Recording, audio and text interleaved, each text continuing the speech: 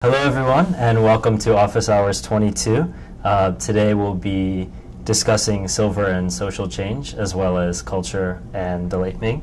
And I'm here today with Tiffany Wong. I'm Philip Gant and welcome. Yes, unfortunately Professor Bull is traveling this week, so you just have the two of us. Right, we're home alone.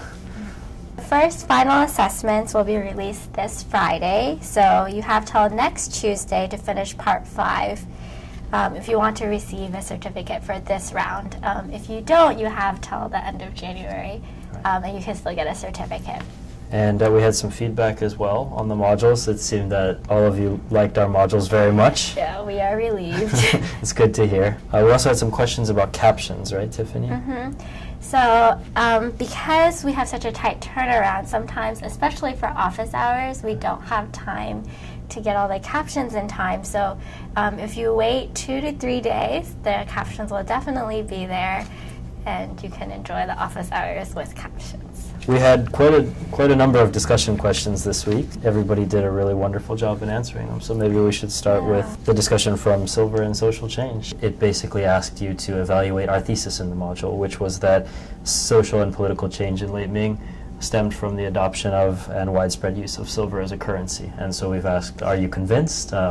Maybe why are you not convinced, and what might you be able to add to it? And we had a number of fascinating responses, mostly identifying the different facets of the economic hypothesis that we put forward, arguing that silver may or may not have been a central driving force in the economic and social and political change, and trying to parse those out. And perhaps you'd like to discuss a few of the really outstanding ones from this week. Yeah, so Edwin Borst makes the argument that it's technological development that also plays a huge role.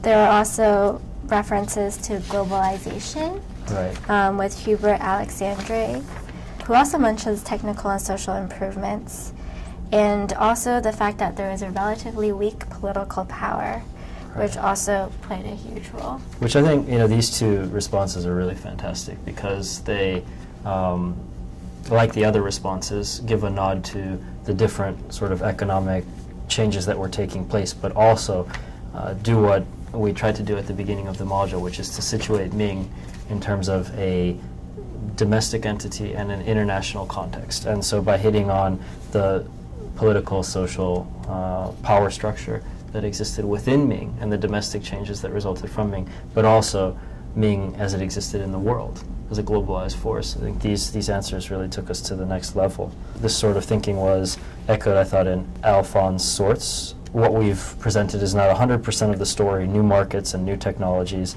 are also necessary in explaining this. And in the case of China, the development of marine technology was important, as was the growth of markets for Japan, Europe, through Spain in Manila. So I thought it was really fantastic. We also had some questions about silver as a currency itself from Paul H.C. and Authentic Steve B. Paul H.C. saying that it's not hard to see parallels in the Ming situation and the U.S. economy, and Authentic Steve B. sort of taking this up and saying the argument is not necessarily totally persuasive.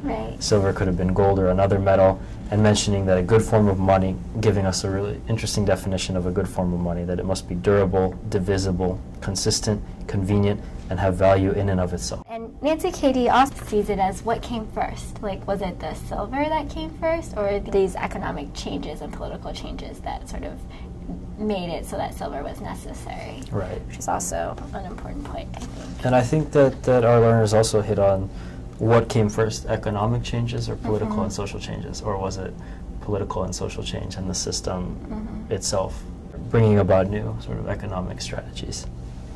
We also had Olga Godlewska discussing how coherent were these changes. We look at them today as a set of changes that we can identify, give a boundary to, identify leaders for, and proponents of, opponents to. But it's brought up time and time again. Yeah, Jonah 32 also mentions this. Is it really, the Ming government, or is it the invisible hand who is sort of making these changes? Right, and is it the central government, or is it the local government, as Olga Godlewska mentions? And indeed, this is something that we tried to bring up in the module, in discussing the single whip system as less a totally coherent top-down policy and more of a reflection of the changes that were already occurring. So thank you very much. It was really wonderful to read the responses. And maybe we should move on to a second question, which dealt with vernacular, right? Yeah, so this is moving on to the second module, culture in late Ming. How does vernacular language come about? How is it different than classical Chinese literature? And what were the shifts that occurred to make this possible? Are there any similarities with Europe and Dante in particular? Right. And again, a range of fascinating and really touching responses. One particularly touching one from Quest Suzanne. It makes me think of the cultural shift over the past 25 years with the expansion of the internet. Who could have ever imagined back in the 80s taking a ChinaX class from Harvard for free at age 70 from a home computer? And I think that really sort of drives home how fast things can change and how technology can really be a medium to further change. And I think you see similar parallels in the Ming with the printing press and sort of technological push in that manner. Right, right. And I also really liked the idea in that response that the new audience for this vernacular literature would for the most part be unfamiliar with like the literary language of the classics. And in relation to the point about the internet having changed our lives so much in just 25 years, I do sort of wonder, given that changes happen so quickly, the cultural knowledge and the relation to certain books, certain themes, certain ideas that people had 25 years ago are totally beyond us now. And so when a vernacular language is born, when it comes into being, just how far can we say that the consumers of that vernacular language are from the classical ideas and a culture that's steeped in these sort of classical references? Looking at vernacular language today and deeming that to be the case is one thing, but if in just 25 years things can change so much, what about hundreds of years? And this idea of change, both in terms of an audience and in terms of a group of producers, is one that comes up again and again in our responses. For example, Clark TR4 splits it, in fact, into both of these categories. One, the changing audience that has access to this vernacular literature, and two, the changing nature of the authors and artists themselves. And by nature, we're discussing here literacy of the authors and artists, but also occupations, concerns, motivations, which is a theme that Nick Leonard brings up when saying perhaps defying the elite and trying to connect with commoners instead is a big part of these shifts in the first place. And these responses really get us to ask, what were people thinking about when they chose to write in the vernacular? What sacrifices did they see themselves as making? What cost did it come at? And who did they envision their audience to be? How is it something different from what we typically understand as the result of just this huge urban, literate, slightly wealthier, commercialized population?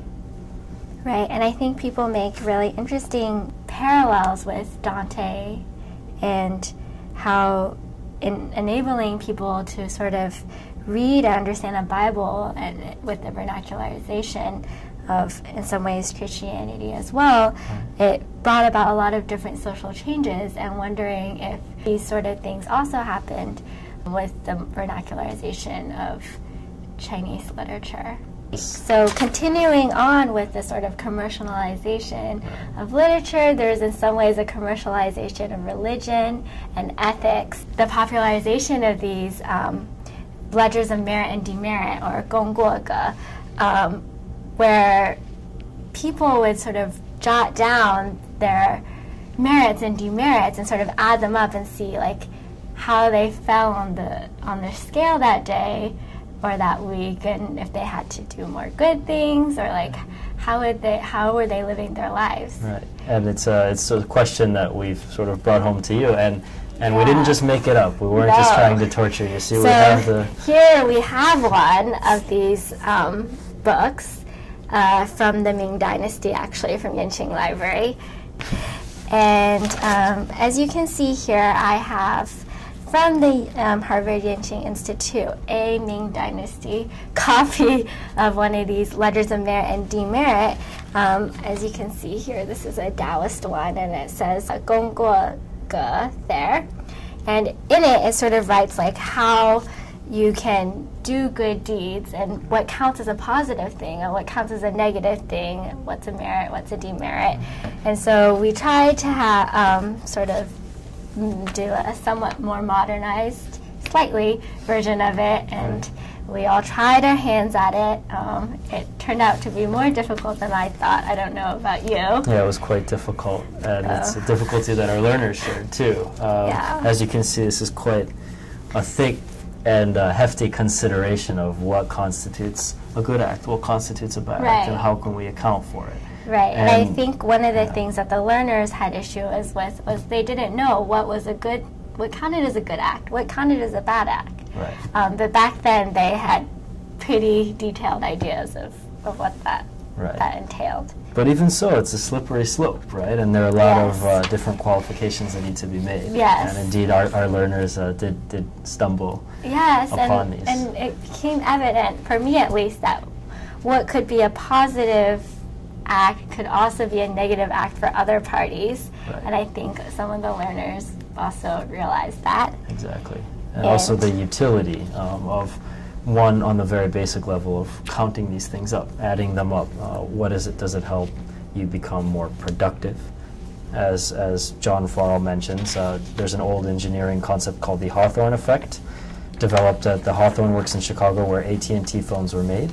And it was the largest workforce in the world. They started studying different aspects of assembly and noticed that productivity always went up in the beginning, then fell off. So they concluded that people improved by being measured. And it said that they later took a management course in the 1980s, and it said that the best way to change something is to measure it.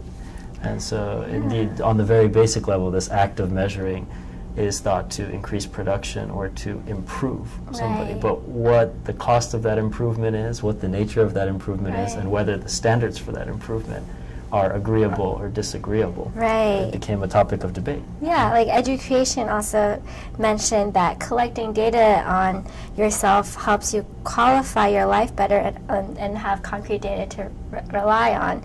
But then Priscilla N asks, and I think it's very valid, like, what is a passing grade? Like, when do you know it's okay to stop? Does this make you feel like if you do a bad thing, you can just make it up by doing something positive, and then it just kind of erases your negative deed? Exactly, so then we come to this larger question of, can these sort of hacks really promote something good? Can they create something good?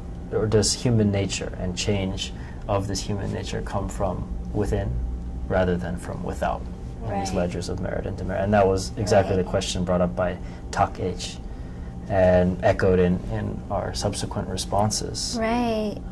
And then I think other people sort of wrestled with the idea of, like, what is the correct, what is moral, and sort of bring up those things as well. And Kohler mentioned sort of Catholicism and the practice of indulgences, and sort of the idea that if you did something bad, you could sort of undertake activities like confessional, read the Bible, say the rosary, that would help sort of balance your wrongs.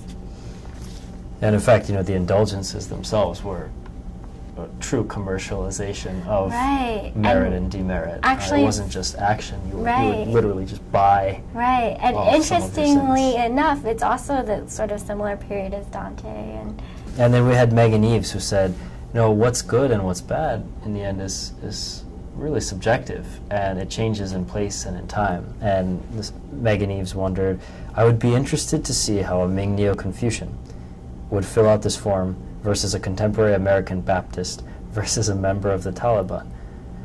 So indeed, like, an interesting idea about who sees what as positive and to what extent, who sees what as negative and to what extent. And how, depending on how these things are written, you could have very different results. Exactly. accounting is always tricky. But perhaps we should move on to another one of our short responses from this week, which was quite a popular topic and a heated discussion. And it was on our section on women in Ming, beginning with a contradiction. On the one hand, foot binding was practiced in Ming society. On the other hand, however, women had a greater role in writing and publishing literature, a greater role than any other part of the world at the time. How do we explain this contradiction? How do you account for the expansion of women's roles in the Ming society? Again, so I think a number of learners didn't see any contradiction. They felt like it was only natural that, you know, women could be literate and writing as well as have their foot bound. One of the learners mentioned that perhaps the foot binding made it so that women couldn't do productive work and they could only, you know, sit at home and write. Definitely an interesting interpretation. And then we had C. Taylor PDX bringing up the fact that while intellectual life flourishing might be one thing, it doesn't necessarily mean that there's any great leap in the actual equality between men and women. Foot binding being something that women who were well off did, and not something in the same way that, like, in the Victorian era, corsets were definitely something that well brought up women did, and if you were like a servant or, you know, a farm girl or something, you might not have to do it. Doing it meant that you couldn't run around, your lungs were very constricted, you would often faint, your ribs were broken. Like, there are in some ways lots of parallels. Exactly. Although a lot of them also strongly feel that foot binding is not at all comparable to piercings or tattoos. Exactly. There's the search, I think, in the responses this week for some sort of differentiating factor, some sort of standard, about, especially when we'll compare something like foot binding, which is not necessarily something that we see in our daily lives today or have to think about, to something as common as a high heel or a lipstick or a piercing. Or pierced ears. And so there's the search here to see, is it the same, is it different, or what are the sort of criteria for making it the same or different. And we had, for example, a C. Taylor PDX again saying that foot binding is not necessarily signaling a particular leap in the repression of women. It seems that most often the perpetrators of this seem to have been mothers and grandmothers who bound a child's feet in the belief that the tiny foot would make her more valuable to a future husband. It is one of the endless, odd ways that humans mark, mutilate, and adorn themselves in the belief that it makes them more attractive. Think nose rings, neck rings, tattoos, towering hairdos, stiletto shoes, Venetian platform shoes. It's a long list. Yeah, and like Miss Mitzi, though, on the other hand, feels strongly that if a woman has bound feet, she cannot walk properly at all. Tattoos and piercings do not impede upon a person's life at all. Exactly. Completely not comparable. Yeah, so the question of, is it permanent? Does it impede on your life? And what is life? Mobility? Intellectual life? Prospects for social advancement? Those are all open for debate as well. And also the idea about consent, right? Which is an enduring debate in any society today. About at what age can you consent to something? At what age do you understand what is being done to you and what you're partaking in? So I think one of the main arguments is that you're very young when you get your foot binded, maybe 4 or 6. And you don't agree, perhaps. But similar things can be said for things like pierced ears. A lot of times babies that are only a couple months old will get their ears pierced. It's very interesting. It was a really lively debate, so thank you so much. And before we go, we just had one last announcement about our upcoming courses and technologies, right? Yeah, so we're very excited that the next mini course will include Professor Elliott, who will talk about Qing, the last empire before the modern republics. And we're also very excited for Professor Bull's last module, which is on the scholars. Which will include a very cool annotation tool. It's been a long time in the making. It's been a long time in the making. We're very excited. We'll be able to annotate a text from the Qing dynasty from the novel The Scholars, as well as a scroll from the exact same period called Prosperous Suzhou. So we're very excited about that. Yeah, it'll be wonderful. And we'll have Grace Jackson, who will, one of Professor Elliott's students. Who's joining us now. Hey, Grace. Hello. Say hello to everybody. Hi, everyone. Yeah, we're very excited for the next mini course where Grace will play a large role. A central role. A central role. Yes. So, and as Philip leaves to go to Korea and Japan. So go find Philip in Korea and Japan. There. Let's meet up. Thank you, Grace. We'll be here in Cambridge. So again, thank you so much, and goodbye for now, but see you again soon. Thank you.